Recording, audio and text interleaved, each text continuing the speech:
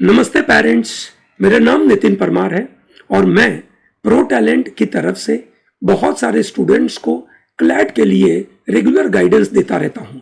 2018-19 से we are providing this online support. 2018-19 से हम ये ऑनलाइन यूट्यूब माध्यम के द्वारा पूरे इंडिया के क्लैट के एस्पायरेंट्स को हम मदद करते हैं अलग अलग गाइडेंस के, अलग अलग कंटेंट के द्वारा। डियर पेरेंट्स, जब आपका सन या डॉटर अभी एग्जाम दे रहे होंगे, आपके लिए ये मजेदार सा सेशन, ठीक है, ताकि आप सही इंफॉर्मेशन हासिल कर पाए। ये पहला वीडियो है, हम टोटल आपके लिए 3 वीडियो देंगे, ठीक है। पहला वीडियो है that is about everything about CLAT, okay. Session number 2 जो इसके बाद आएगा, जो करीबन ये वीडियो खत्म होते होते, जैसे ये खत्म होगा तुरंत वो वीडियो अवेलेबल होगा ना, वो वीडियो काफी इंपॉर्टेंट होगा। जो पहला वीडियो है, आप में से बहुत सारे पेरेंट्स को पता होगा क्लैट क्या है, ठीक है, पर हम बात करेंगे थोड़ी और पर्सपेक्टिव के साथ, ठीक है, कि एग्जैक्टली लॉ का करियर क्या होता है। इस पेंडेमिक ने इस लॉ के करियर को कैसे बदला और इस बदलती हुई दुनिया में आपके चाइल्ड से क्या एक्सपेक्टेड है, ठीक है, और साथ साथ में और कौन कौन से कॉलेजेस है, ठीक है, क्या फीस स्ट्रक्चर होता है, ठीक है, कितने मार्क्स के ऊपर क्या रैंक बनती है, कॉलेजेस कौन से हैं, ठीक है, टॉप रैंकिंग कौन सी है, गवर्नमेंट कॉलेजेस कौन से हैं, प्राइवेट कॉलेजेस कौन से, ये सब मैं पहले सेशन में बात करूंगा। दूसरे सेशन में मैं प्रिसाइजली बात करूंगा एनएलयूज के बारे में। एनएलयू का कट ऑफ कैटेगरी वाइज क्या होगा, ठीक है, उसके बारे में मैं बात करूंगा, ठीक है। और session number 3 that is what to do further if the cut off is not clear, ठीक है। द पेरेंट्स है ना, हमारा मानना है कि इतने सारे स्टूडेंट्स, जो करीबन 53-54,000 students who are appearing right now for the CLAT examination, ठीक है, उन बच्चों में से सभी बच्चों का सिलेक्शन तो नहीं होना है, यस और no. So as a we can say rational parent, as a proactive parent, we should be really ready. हमें तैयार रहना पड़ेगा कि हमें अगर क्लैट का कट ऑफ नहीं हुआ तो क्या लॉजिकल, रैशनल, समझदारी भरा डिसीजन ले, ठीक है। तो हम उसके बारे में भी बात करेंगे। तो ऐसे 3 सेशंस होंगे, ठीक है। आई एम श्योर आपको ये सेशन, ठीक है, वी कैन से काफी अच्छे से समझ आएंगे, ठीक है। और साथ में आप अपने स्टूडेंट के लिए, अपने चाइल्ड के लिए अच्छा डिसीजन ले पाएंगे। हमारा मकसद है, ठीक है, कि हम आपको एक पॉजिटिव गाइडेंस दें ताकि आप अपने चाइल्ड को सही डायरेक्शन दे पाए, सही राह दे पाए, ठीक है। हर बच्चा सेम नहीं होता है, हर बच्चा एनएलयू में जाए ये जरूरी नहीं है, और इवन जो बच्चा एनएलयू में जाए उसको भी कौन से एनएलयू में जाना चाहिए, ठीक है, उसका भी सही गाइडेंस मिलना चाहिए। तो ये पूरा गाइडेंस आज हम आपको इस सेशन में देने वाले हैं, ठीक है। पहला सेशन जो हम चालू कर रहे हैं which is called everything about CLAT 2022, ठीक है, उस सेशन में हम इन मुद्दों के ऊपर बात करेंगे। हमारा ये session is a part of admission process counselling, ठीक है। तो हम आपके सामने ये बताने की कोशिश करेंगे कि क्यों आपको ये सेशन जरूरी है। उसके बाद हम बात करेंगे कुछ facts about the exam and उसके प्रिपरेशन चैलेंजेस, ठीक है। हमें हमारे बच्चे जो एग्जाम दे रहे हैं उन्होंने साल भर, आप में से कुछ से पेरेंट के स्टूडेंट्स, उनके बच्चों ने 2 साल की लड़ाई लड़ी है, तो उनको क्या चैलेंजेस आई होगी, ठीक है, वो भी समझना बहुत जरूरी है। हम सिर्फ उन बच्चों से चीज एक्सपेक्ट करें कि भाई आप परफॉर्म करके दिखाओ, वो बात तो सही है, पर उनके रियल चैलेंजेस भी समझे साथ साथ में, ठीक है, ताकि हम उनकी चैलेंजेस को समझकर एक सही डिसीजन ले पाए, ठीक है। तो ये हम आज बात करने वाले हैं, ठीक है। आपकी कोई क्वेरी होगी तो एक ओपन हाउस का नजरिया, अब ऑन लाइव सेशन तो नहीं है, ये रिकॉर्डेड सेशन है, तो ओपन हाउस कैसे होगा, आपके मन में जो भी क्वेरी आती है कमेंट बॉक्स में डाल दीजिए, ठीक है। I will be more than happy to respond to all your queries, ठीक है। चलिए, ग्रेट। सो सबसे पहला सवाल ये पैदा होता है कि ये सेशन की जरूरत क्यों है। ये सेशन के अंदर बहुत सारी ऐसी छोटी चीजें हम आपके सामने इलेबोरेट करेंगे ताकि आपके मन में पूरी क्लैरिटी हो जाए। We are going to give all the details from the perspective of course name to university affiliation to you can say ranking to placements to you can say specialization. ठीक है, उन नजरिए से हम आपके साथ बात करेंगे कॉलेजेस कौन सी है. साथ में हम ये भी देखेंगे कि जो पेंडेमिक की वजह से जो बड़े बदलाव आए, उन बदलाव ने लीगल एजुकेशन में क्या चेंजेस लेकर आए. ठीक है, उसके बारे में बात करेंगे. आपके चाइल्ड का सेल्फ एनालिसिस, उसके करियर प्लानिंग और ग्रोथ में क्या चीज़ों का ध्यान रखना चाहिए, फीस और लोकेशन के नज़रिए से भी क्या देखना चाहिए. ठीक है, my dear parents, pandemic has changed every aspect. ठीक है, not just your life and my life. ठीक है, it has changed the education scenario in a big way. It has changed legal education in a big way. 1991 के बाद जब देश वैश्वीकरण, उदारीकरण की तरफ जा रहा था, ठीक है, और निजीकरण की तरफ जा रहा था, ठीक है, उसके बाद लीगल एस्पेक्ट में, बिजनेसेस के लीगल एस्पेक्ट में बड़े बदलाव आए क्योंकि सोसाइटी पूरी बदल गई. ठीक है, हमारी सोसाइटी में वेस्टर्न थॉट प्रोसेसेस लेकर आए. हमारे जो देश के जो वैल्यू सिस्टम थे, वो वैल्यू सिस्टम अलग अलग तरीके से बदलने लगे और एक नया भारत बनने लगा. नए भारत के अंदर नए चैलेंजेस आने लगे, सोशल लाइफ के चैलेंजेस आने लगे, इकोनॉमिक लाइफ के चैलेंजेस आने लगे, पॉलिटिकल सिचुएशन के चैलेंजेस आने लगे. ठीक है, बिजनेसेस के चैलेंजेस आने लगे और इसकी वजह से लीगल एजुकेशन की रिक्वायरमेंट बड़ी बदल गई.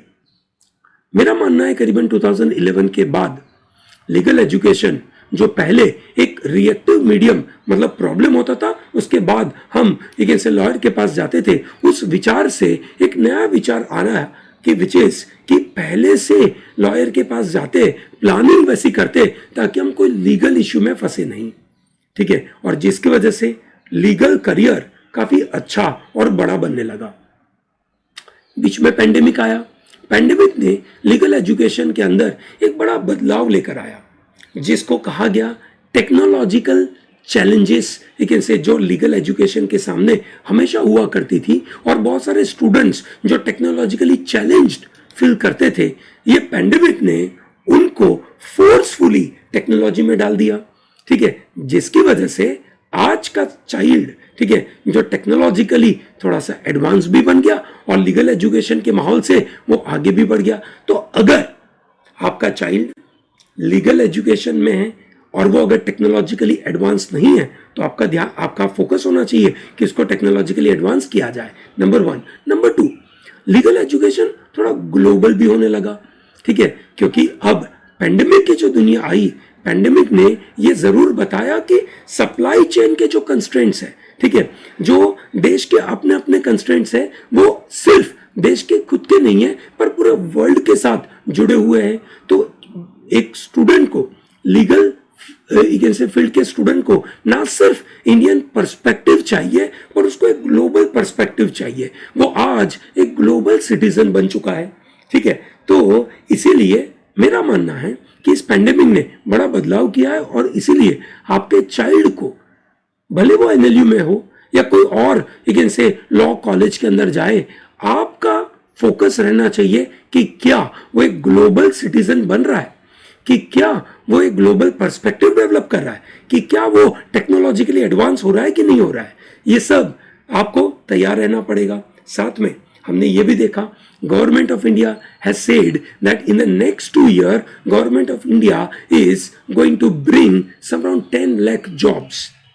अब ये 10 लाख की जॉब्स जो अगले 2 साल में आने वाली है, which is going to open up a new opportunities for the students who are going to pass out after 5 years. आप बोलेंगे कि सर वो तो 2 साल के बाद की बात है, 5 साल का कैसा. ठीक है, अब अगले 2 साल में 10 लाख जॉब के बारे में जो बात हो रही है, ठीक है, उसका ये मतलब है कि नई नई जो अपॉर्चुनिटीज है यंग बच्चों के लिए वो निकालनी है, विच मीन्स एक नया अपॉर्चुनिटी का महासागर आपके बच्चों के लिए डेवलप होगा जो गवर्नमेंट फील्ड में जा सकते हैं. ठीक है, तो एक तरीके से प्लेसमेंट की अपॉर्चुनिटीज तो बड़ी बनने वाली है. ऐसा माना जाता है कि ये अगला डिकेड 2021 से लेकर 2030 का decade is for India. India इसमें कैसे आगे बढ़ेगा, ठीक है, और ये बढ़ते हुए इंडिया के अंदर आपका बच्चा अगले 5 साल की पढ़ाई के लिए जाएगा तो ये पक्का है कि वो एक अच्छे करियर के लिए तो बिल्कुल तैयार होगा, ठीक है। पर उसकी तैयारी खुद की होनी चाहिए, सेल्फ एनालिसिस करना पड़ेगा, ठीक है, कि उसके अंदर अच्छी चीजें क्या है, बुरी चीजें क्या है, पॉजिटिव क्या है, नेगेटिव क्या है, नेगेटिव को ओवरकम कैसे करें, ये सब चीजें हमें तैयार रखनी पड़ेगी, ठीक है। तो माय डियर पेरेंट्स, हम बात करेंगे अभी facts about the exam. Exam के बारे में हम बात करेंगे। सबसे पहले CLAT, common law admission test, जो आपका चाइल्ड, ठीक है, अभी ऑफलाइन एग्जाम दे रहा है, ठीक है। अभी इस साल के लिए तो ये एग्जाम हो रही है जून महीने में, अगले साल से ये एग्जाम होगी दिसंबर से, विच मीन्स जो स्टूडेंट्स क्लैट 2023 देने वाले हैं उनकी एग्जाम है 18 दिसंबर को, ठीक है, which is a big change अगले साल के लिए। क्योंकि बहुत सारे स्टूडेंट्स, आपने देखा भी होगा कि आप में से बहुत सारे पेरेंट्स के बच्चे ड्रॉप लेते हैं। Drop is a very normal and common thing, it's not a bad idea, ठीक है। तो विच मीन्स अगर आपका चाइल्ड अभी एग्जाम लिख रहा है और अगर आपको ऐसा है कि उसका रैंक और बेहतर आए तो आपके पास बस 4.5 महीने अवेलेबल है, अगले 4.5 महीने में उसको वापस एग्जाम लिखनी है, ये सुनो। तो ये कोई बड़ा प्रॉब्लमेटिक बात नहीं है। करीबन 23 एनएलयू पार्टिसिपेट करेगी फॉर 2622 सीट्स के लिए, उनमें से all India seats are available 1635, ठीक है, इतनी सीट्स अवेलेबल है। ये कुछ फैक्ट्स है आपके सामने ताकि आपको असेसमेंट करने में मदद मिलेगी जब आपका चाइल्ड अपना लेकिन से एग्जाम देकर आएगा।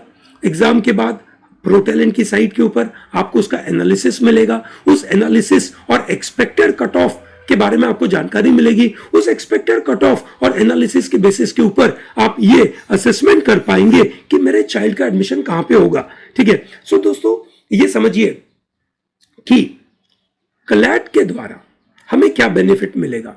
क्लैट के द्वारा we are going to get 2 degrees.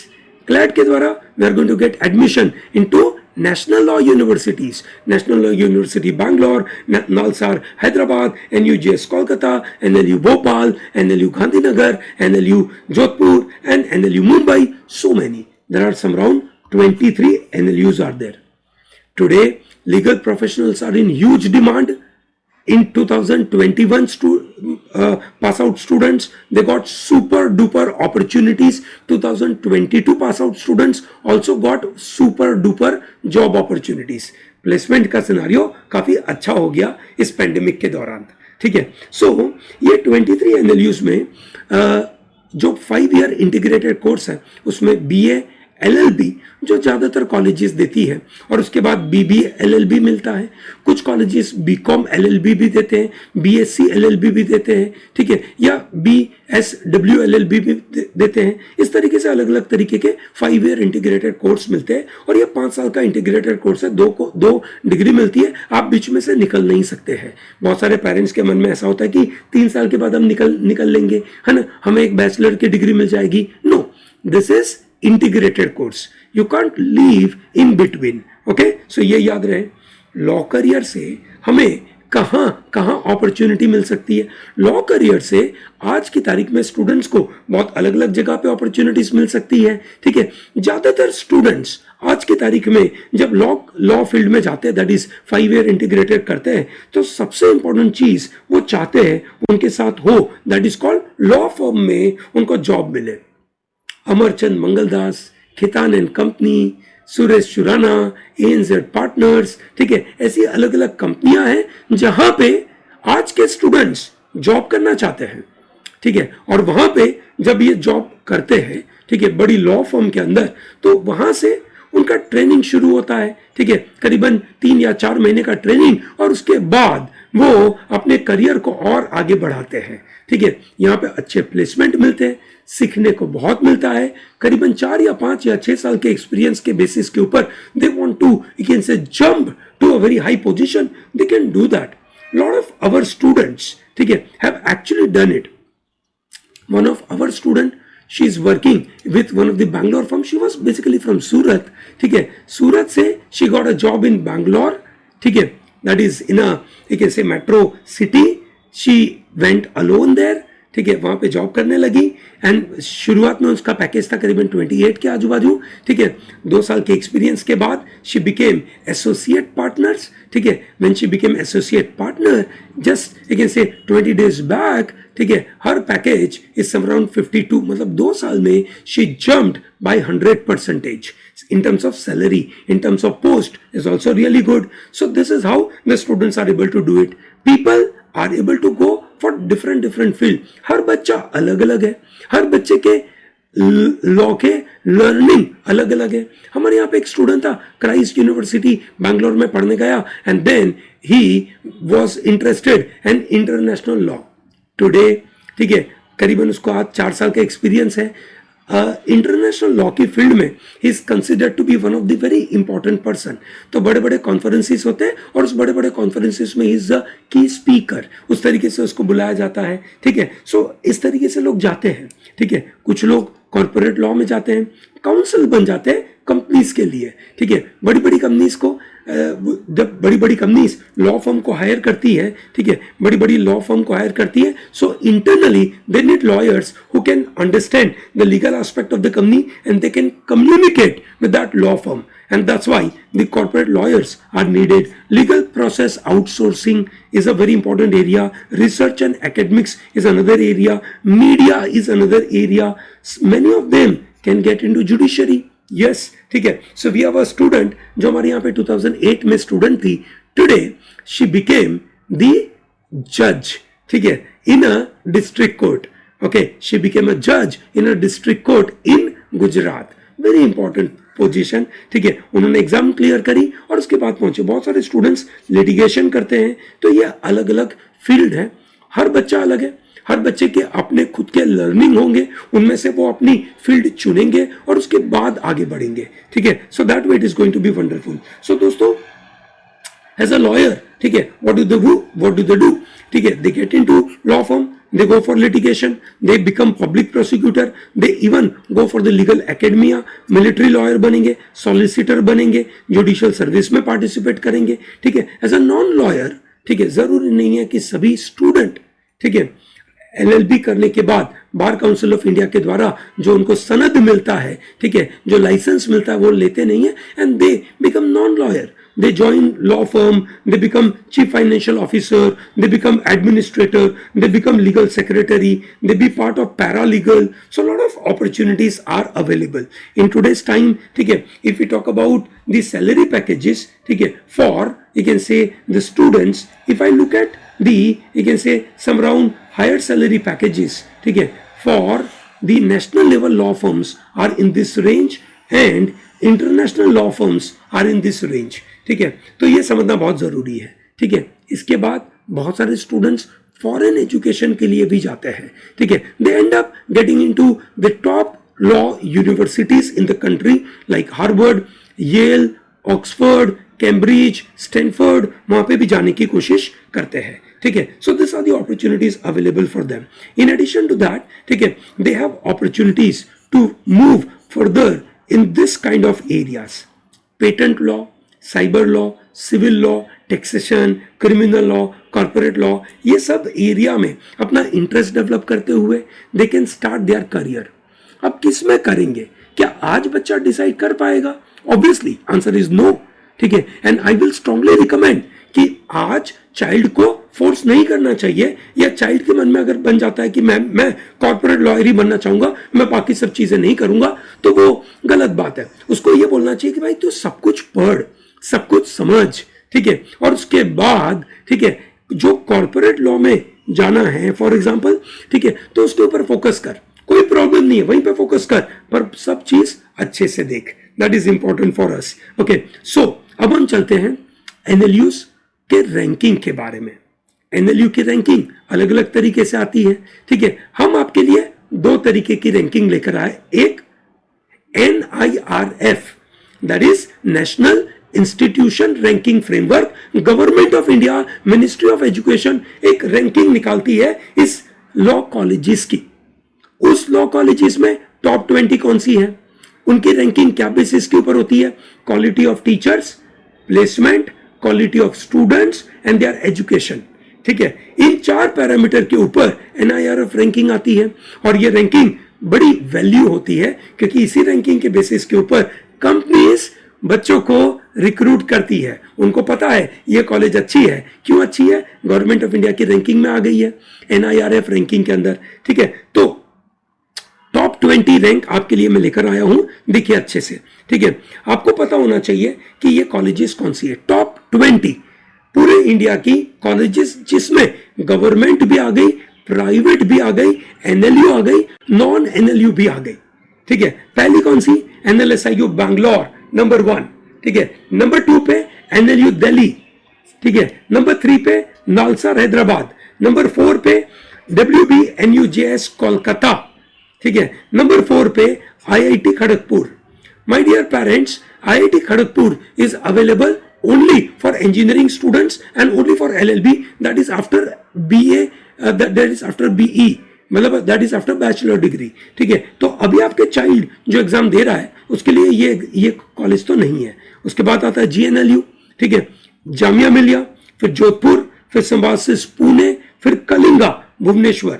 आप देख सकते हैं कि यहाँ पे आपका भोपाल इतना ऊपर नहीं है, टॉप 10 में तो भोपाल NLU नहीं है, गांधीनगर है। ठीक है, हाउएवर ठीक है, NLU मुंबई भी नहीं है इसमें, NLU मुंबई बाद में आएगा क्योंकि वो नया इंस्टीट्यूट है।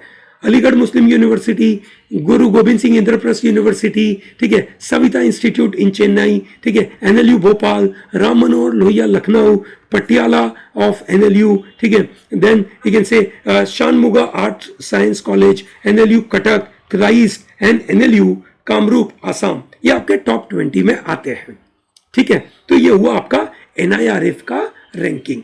उसके अलावा sir is there any other ranking? Yes, I am bringing this ranking from India Today. This is ranking coming from India Today, okay, which is reasonably, ठीक है, बहुत अच्छा होता है। ठीक है, इन्होंने गवर्नमेंट के टॉप 10 कॉलेज बताए, प्राइवेट टॉप 10 बताए। गवर्नमेंट में टॉप 10 में बैंगलोर आया, नंबर 2 पे कोलकाता आया, नंबर 3 पे उनका भोपाल है, फिर गांधीनगर है, फिर रायपुर है, फिर लखनऊ है, वाराणसी है, ठीक है, विच इज BHU का, फिर कटक है, फिर कोची है और फिर लखनऊ है। बराबर है, तो ये आपके टॉप 10 हो गए। कौन से? गवर्नमेंट वाले। इनमें से एकमात्र आपका ये है BHU, बाकी सब आपके NLUs हैं। Okay, while if you go with the private universities, then number 1 is Symbiosis.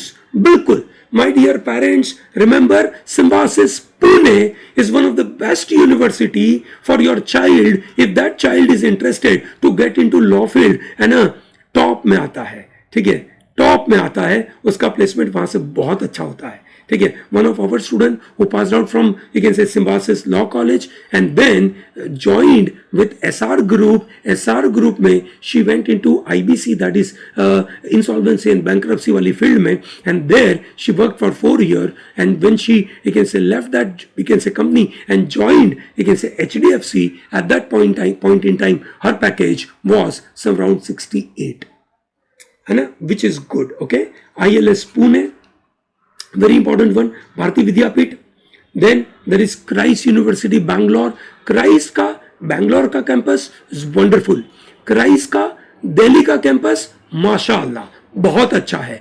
That is the only place where you get 2 courts, high court as well as you can say supreme court, और इसलिए ये बड़ा महत्वपूर्ण बन जाता है कि अगर बच्चा क्राइस्ट में पढ़ता है और नोएडा में पढ़ता है, बड़ी अच्छी बात है। ठीक है, फिर army law college in Mohali is a very good college. Lloyd College, Greater Noida is also wonderful, we can say, college which is coming in top 10 private universities. Mumbai का किरीट पी मेहता NMIMS का कॉलेज, ठीक है, जिसके लिए NLET करके exam है, इसके लिए SLAT करके एग्जाम है। आई एम श्योर आपके चाइल्ड ने सिम्बायोसिस का एग्जाम दे रहा होगा, NLET की एग्जाम वो दे चुका होगा, या तो क्राइस्ट का जो एग्जाम है वो भी दे चुका होगा। ठीक है, देन अहमदाबाद में निर्मा करके कॉलेज है। ठीक है, we have a student who passed out from Nirma and joined Khaitan and company limited. ठीक है, she is currently working with Khaitan and company, Nirma से पास आउट। निर्मा का cut off is as good as GNLU का कट ऑफ। ठीक है, ये सब colleges काफी, यू कैन से, टफ होता है एडमिशन मिलना, ठीक है। आप ऐसा एज्यूम ना करें कि अरे ये तो प्राइवेट कॉलेज है, दे ही देंगे एडमिशन, ऐसा नहीं है, मिलता नहीं है admission, it is becoming difficult. Ramaiah college Bangalore and Dehradun का यूपीएस देहरादून, ठीक है, this are the private colleges, ठीक है, this are the private colleges. उसके अलावा, ठीक है, are there any other options? Yes, there are options like best value for money colleges है, जो बेसिकली कम फीस की कॉलेज है, ठीक है। फिर दूसरी कॉलेजेस है लोएस्ट फीस वाली कॉलेजेस है, फिर इमर्जिंग लिस्ट ऑफ कॉलेजेस है, ठीक है। तो आप देख सकते हैं यहाँ पे पूरा एक लिस्ट आपके लिए हम लेकर आए, so that is going to give you a complete idea. State wise हमने आपके लिए लिस्ट निकाल के रखी है कि आंध्र प्रदेश में, आसाम में, चंडीगढ़ में, दिल्ली में, गुजरात में, ठीक है, कर्नाटका में, केरला में, मध्य प्रदेश में, ठीक है, महाराष्ट्र में, उड़ीसा में टॉप 20 कॉलेजेस कौन सी है, ठीक है, वो हम आपके लिए लेकर आए हैं। आप इसको देख सकते हैं, एनआईआरएफ रैंकिंग के टॉप कॉलेजेस स्टेट वाइज हम आपके लिए लेकर आए। आप इसको पॉज करके इस अपनी जो भी स्टेट की है उस स्टेट की लिस्ट देख सकते हैं, so that you get a clarity कि क्या है। अब हम चलते हैं क्लैट का एग्जाम का स्ट्रक्चर समझने के लिए। आपका चाइल्ड अभी एग्जाम दे रहा होगा ये स्ट्रक्चर के साथ, जो बड़ा चैलेंजिंग है, ठीक है, this not an easy exam. Let me make this very clear, CLAT exam is as tough as IIT, JEE, NEET और यूपीएससी सिविल सर्विस और CAT, okay, it is as tough as this, as competitive as those examinations, so it is not an easy one, ठीक है। तो आपका child जो अंदर लड़ाई लड़ रहा है ना, ठीक है, बड़ा अच्छी लड़ाई लड़ रहा है, ये विश्वास रखिए और ये बिलीव करिए, भगवान से प्रार्थना करिए कि उसका पेपर अच्छा जाए, ठीक है। मेरा मानना है कि हम अगर विश्वास करेंगे, हम यूनिवर्स से मांगेंगे कि यूनिवर्स मेरे चाइल्ड के लिए आज अच्छा कुछ करना, ठीक है, भगवान से हम ये प्रार्थना करेंगे कि आज मेरे चाइल्ड के लिए अच्छा कुछ करना, उसके लिए ये पेपर इजी हो जाए, ये विश्वास के साथ हम एक ऐसे सोचेंगे तो पक्का हमारा चाइल्ड जब बाहर निकलेगा उसके ऊपर एक बड़ी स्माइल होगी, ठीक है, और आप खुश हो जाएंगे, बिल्कुल, ठीक है। तो दोस्तों देखिए क्या क्या पैटर्न है, 150 क्वेश्चंस है, ठीक है। आई एम श्योर आपके चाइल्ड ने जो प्रो टैलेंट के 60+ मॉक लिखे हैं, करीबन हमने 63 पेपर दिए थे, 63 पेपर जो उन्होंने लिखे हैं, ठीक है, तो ये पक्का है कि आपको भी ये पता होगा कि पैटर्न क्या है, ठीक है। तो टोटल जीके के 37 से 38 क्वेश्चंस, लीगल के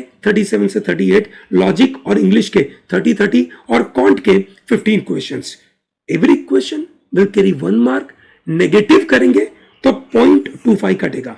ये OMR बेस्ड है, ठीक है। तो आपके चाइल्ड को OMR का गोला भरना होगा, ठीक है, वो भी एक समय ले लेता है। 120 मिनट का पेपर है, 120 मिनट के पेपर में, ठीक है, इनविजिलेटर आएंगे, इनविजिलेटर साइन वाइन करवाएंगे, वहां पे टाइम जाएगा, इनविजिलेटर को इंस्ट्रक्शन देंगे, उसमें कुछ टाइम जाएगा, कभी कभार इनविजिलेटर की छोटी मोटी गलती भी हो जाएगी, उससे 2-3-5 मिनट आगे पीछे हो जाएगी, ये सब प्रॉब्लम होंगे, ठीक है। उसके बावजूद आपका चाइल्ड विनर बन के बाहर निकलेगा, आप उससे चिंता ना करें, ठीक है ना। ऐसी छोटी मोटी परेशानियां होती रहती है, ठीक है। अब अगर मैं आपके सामने इसके कुछ फैक्ट्स बताऊं, ठीक है, अगर मैं बात करूं कि आपके बच्चे के लिए क्लैट में सबसे टफ चीज क्या है, CLAT exam is not a very easy exam. मैं कंपेयर कर रहा हूं किसके साथ, IIT JEE, नीट, ठीक है, कैट, यूपीएससी के साथ। IIT JEE और नीट के अंदर सिलेबस बहुत फिक्स्ड है, ठीक है, जिसके अंदर बच्चा शायद 8वीं-9वीं से तैयारी करता है, ठीक है। क्लैट के लिए शायद बच्चा 10th के बाद तैयारी के बारे में सोचता है, ठीक है, पर यहाँ पे एग्जाम में मैच्योरिटी बहुत चाहिए, ठीक है। और ये एग्जाम इसलिए थोड़ी सी अलग है, 12वीं का बच्चा अगर क्लैट की क्लियर करता है तो उसका मैच्योरिटी का लेवल, ठीक है, is definitely of the UPSC और कैट लेवल के बच्चों जैसा है, वो नीट वाले और IIT वाले जैसा नहीं है, ठीक है। बहुत ज्यादा मैच्योरिटी उस बच्चे के अंदर, तभी एग्जाम क्लियर कर पा रहा है, उसके बगैर नहीं कर पा रहा है, ये समझिए आप, ठीक है। वो जो नीट वाला बच्चा या IIT JEE वाला बच्चा है, वो अभी भी बचपना वाला बच्चा है, ठीक है, उसने दुनिया देखी नहीं है, उसको तो सिर्फ मैथ दिखता है, उसको तो जो NCERT में जो लिखा है बायोलॉजी में वो रट्टा मार के अंदर गया है। ये एग्जाम रट्टा मारने वाली नहीं है, ये एग्जाम है दुनिया में क्या हुआ उसको समझने की एग्जाम है। ह्यूमन इंटरेक्शन में क्या होता है, ठीक है, उसमें से क्या सही है क्या गलत है, उस हद तक का डिसीजन लेने की बात है। बहुत बार बड़े बड़े जजेस जो डिसीजन लेते हैं वो 12वीं का बच्चा एग्जाम में डिसीजन लेगा क्योंकि उसके सामने वही केसेस रख दिए जाते हैं, ठीक है। तो ये समझना बहुत जरूरी है, ठीक है। ज्यादातर बच्चों को जीके और करंट अफेयर में बड़ा प्रेशर रहता है, ठीक है। अगर आज का पेपर जो अंदर दे रहा है अगर उसमें जीके उसको जो कंफर्टेबल लगा वैसा आया तो बहुत खुशी खुशी बाहर निकलेगा। मेरा मानना है कि हमने जो बच्चों को करंट अफेयर की तैयारी करवाई, जो लास्ट मिनट रिवीजन करवाया, हमने जो करीबन 618 एमसीक्यूज उनको दिए, ठीक है, मेरा मानना है कि उन्हीं में से ज्यादातर क्वेश्चंस आएंगे क्योंकि हमने बिल्कुल तगड़ी मेहनत करी है उन सब चीजों के ऊपर ताकि बच्चे का एक भी पॉइंट मिस ना हो जाए। There are non math students, ठीक है, उनको मैथ में दिक्कत होती है। दिक्कत इसलिए होती है क्योंकि वो बच्चे मन ही मन ऐसा मानते हैं कि मेरा मैथ है नहीं तो मैं उसके ऊपर काम नहीं करूंगा। बिल्कुल गलत बात है, वो उनको नहीं करना चाहिए था, ठीक है। There are students who are coming from non-English medium background, they have lot of problem with the English section, ठीक है। पूरा पेपर इंग्लिश सेक्शन का है, 25,000 से ज्यादा वर्ड्स इनको पढ़ने हैं और इंग्लिश नॉर्मल थोड़ी है। यहाँ पे बड़े बड़े विचार है, अच्छे फिलोसोफर्स के विचार है, ठीक है, अच्छे अच्छे जो राइटर्स है उनके विचार है, कॉम्प्लेक्स भाषा में चीजें लिखी गई है। और जो एग्जामिनर है वो भी चाहता है बच्चा लेकिन से जो पढ़ रहा है उसमें से कोने कोने वाली चीज आइडेंटिफाई करे, बड़ी इंपॉर्टेंट चीज है उसके लिए। और ये ध्यान रहे बच्चा जो अंदर लड़ाई लड़ रहा है ना वो इजी लड़ाई नहीं लड़ रहा है, ठीक है। तो उसके लिए थोड़ा सा है ना मन में एक सॉफ्ट कॉर्नर और उसकी एक इज्जत तो होनी चाहिए क्योंकि वो लड़ाई लड़ रहा है हमारे लिए। ये सनो ऑब्वियसली खुद के लिए लड़ रहा है, ठीक है, पर अभी तो ऐसा ही लग रहा है हमारे लिए लड़ रहा है। ये सनो मुझे भी ऐसा लगता है कि जो बच्चा मेरा बच्चा जब एग्जाम देने जाता है तो मुझे लगता है that is my student when he is appearing for the exam, ऐसा लगता है is fighting for me, he gets results, I feel happy about it, ठीक है। So legal section is a new for the students, full of maturity, ठीक है। So जो भी students जब ये एग्जाम लिखता है तो ये मान के चलिए ये एग्जाम बाय फ्लूक क्रैक कभी नहीं होती है, बाय चांस क्रैक नहीं होती है। ये एग्जाम जो भी बच्चा क्रैक करेगा उस बच्चे ने मिनिमम 8 से 9 महीने लंबी मेहनत करी है, तगड़ी मेहनत करी है, ठीक है। उसने अपने दोस्तों के साथ पार्टी वार्टी छोड़ी होगी, है ना, जो नेटफ्लिक्स अमेजोन के सब शोज छोड़े होंगे, ठीक है, पूरे विश्वास के साथ मेहनत करी होगी, इतने सारे प्रो टैलेंट के वीडियोस देखे होंगे, बहुत सारे मॉक टेस्ट लिखे होंगे, ठीक है, तब जाकर वो आज एग्जाम क्लियर करेगा। माय डियर पेरेंट्स, ठीक है, उस मेहनत को सल्यूट करें। ये दुनिया कभी भी एफर्ट को इज्जत नहीं देती है, सिर्फ और सिर्फ रिजल्ट को पूछती है, ठीक है। पर एज ए पेरेंट हमारे लिए यह महत्वपूर्ण बात है कि उस हमारे बच्चे के कॉन्फिडेंस के लिए वो एग्जाम आज दे रहा है, वो बड़ी महत्वपूर्ण पार्ट है। वो कैसे दे के आएगा वो डिसाइड करेगा अगला उसका फ्यूचर कैसा होगा, क्योंकि आज वो जैसे लड़ेगा, ठीक है, वो लड़ने से वो एक नया बदलाव लेकर आएगा, अपने अंदर बड़ा चेंज लेकर आएगा। उस बड़े चेंज के अंदर हमें समझना पड़ेगा कि वो, ठीक है, एक नया चाइल्ड बन के बाहर निकल रहा है, ठीक है, एक ऐसी केमिकल रिएक्शन में अंदर घुस रहा है कि जब बाहर निकलेगा ना he will be entirely different child, ठीक है, ये पक्का है, ठीक है। एलएलबी इंडिया में टॉप इंस्टीट्यूट्स होते हैं, 5 ईयर इंटीग्रेटेड कोर्स देते हैं, ठीक है। उसके अलावा, ठीक है, बहुत सारे बच्चे एलएलएम में जाते हैं, ठीक है। एलएलएम जाना चाहिए नहीं जाना चाहिए, ठीक है, वो अपना पर्सनल विषय है, ठीक है, पर एलएलएम के द्वारा कोई भी कैंडिडेट को कोई एडिशनल बेनिफिट नहीं है। एलएलबी करते हैं वही बंदा प्रैक्टिस कर पाएगा, एलएलएम तो किसी और को भी मिल सकता है। अच्छा एडवाइजरी प्रोस्पेक्ट्स मिलता है प्राइवेट सेक्टर में, ठीक है, पब्लिक सेक्टर में बड़ी जॉब मिलती है। आज गवर्नमेंट ऑफ इंडिया के अंदर बहुत सारी एक ऐसे जॉब मिलती है। गवर्नमेंट के अंदर अगर चाहिए तो क्लैट कंपलसरी है, ठीक है, गवर्नमेंट के अंदर जॉब चाहिए तो क्लैट कंपलसरी है, और कहीं ना कहीं फीस थोड़ी सी ज्यादा है तो फाइनेंशियल असिस्टेंस चाहिए तो भी मिलता है, कोई बड़ी बात नहीं है। कितनी सीट्स अवेलेबल है ये रही आपके सामने सीट्स, ठीक है, उनमें से हमने स्टेट कोटा निकाल दी है और ये है आपके सामने पूरी ऑल इंडिया कोटा की सीटें। ऑल इंडिया की कोटा में ये नोट किया जाए women category SC, ST, OBC ये कवर्ड है। सिमिलरली स्टेट कैटेगरी में भी women category SC, ST, OBC और EWS जहां जहां, ठीक है, जो जो भी कैटेगरी होगी वो कैटेगरी यहां पे मिलेगी। ओके, सो ये पूरा लिस्ट ऑन एन एवरेज 2622 के सामने 1635 सीट्स आर अवेलेबल। ठीक है, मैं अगले वीडियो में आपको बताऊंगा कि ये हर एक एनएलयू में कैटेगरी वाइज, ठीक है, आपको पता होगा आपकी कैटेगरी कौन सी है ना, स्टेट वाइज आपको पता होगा ये सर नो वुमेन कैटेगरी है कि नहीं, SC, ST कैटेगरी है कि नहीं, OBC, EWS सभी कैटेगरी आपको पता होगी आपके चाइल्ड की।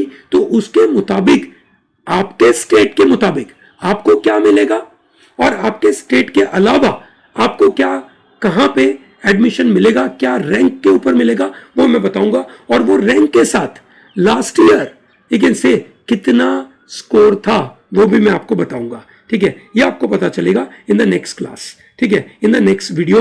बट साथ में मैं कुछ प्राइवेट कॉलेजेस का भी लिस्ट बता दूं। My dear parents, private colleges are also growing in a big way. Okay, they are definitely providing good opportunities to the students. ठीक है, तो ये हो गई आपकी नॉर्थ यूपी साइड में, ये आपके राजस्थान साइड का हो गया, ये कर्नाटका बैंगलोर के कॉलेजेस हो गए, ये एनसीआर रीजन के कॉलेजेस है, ये एनसीआर है, ये राजस्थान है, ये यूपी नोएडा का कॉलेजेस हो गया ये, ठीक है, और ये आपका हो गया बैंगलोर के कॉलेजेस।